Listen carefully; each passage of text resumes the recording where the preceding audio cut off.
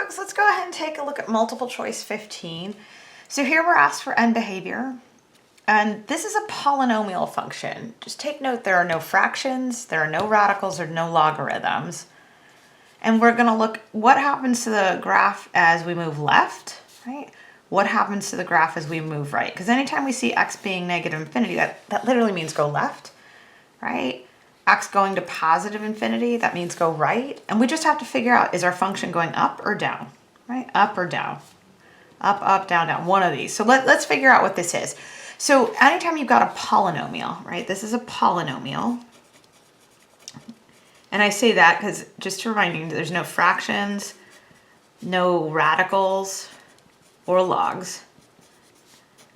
If you wanted to distribute this, you could multiply 2 to each of these terms and then distribute the negative x to each of these terms, collect the like terms. It would be a polynomial and then it'd have multiple terms of x, and we typically write those in descending power or descending order. But when we're talking about end behavior, we really just care about the lead term. And so the lead term from this linear factor is negative x. The lead term from this quadratic factor is x squared. So this polynomial, if I did multiply everything out, its lead term would be negative x cubed. It would have other stuff with it, all right? So I don't want to deny that the other stuff exists, but we just don't need it for end behavior. We would need the other stuff for things like y-intercepts, x-intercepts, range, things like that, but we don't need the other stuff right now.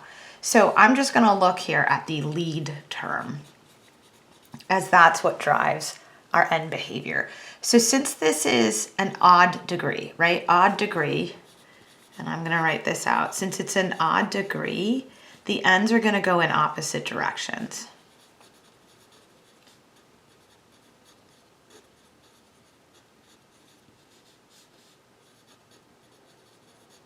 So what that means is I might have right end up, left end down, or left end up, right end down. It's one of those two, right? It's not both up, both down, because that only happens when you have an even degree.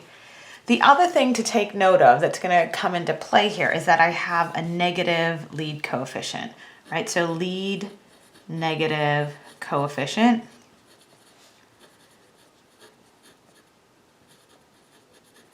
That is going to tell us that our right end is down. And so how we play this out is if our right end is down and the ends go in opposite directions, it's going to be this one, right? So it's right end down, left end up. So we just have to figure out what does that look like in terms of infinities, right? So this is saying as I go right, as x goes to positive infinity, y goes to negative infinity. This is saying as x goes to negative infinity, y goes up to positive infinity. So let's just look for that option. All right, so here we go. As x goes to infinity, so as I go left, my y values go up. That's good, right? Here, as x goes right, my y values go up. That's not what we want, right? Because if we look at A, these are going in the same direction, right? Y's or p of x is both going to positive infinity. So this is not it. Okay, so here we go. If I move left, my y's go down. That's not true, right? If I go left, I'm going up. So this is not it either. I don't want this one. All right, left and up is good. Right and down is also good. So that C is ultimately going to be my answer. All right, thanks so much, everyone. Bye.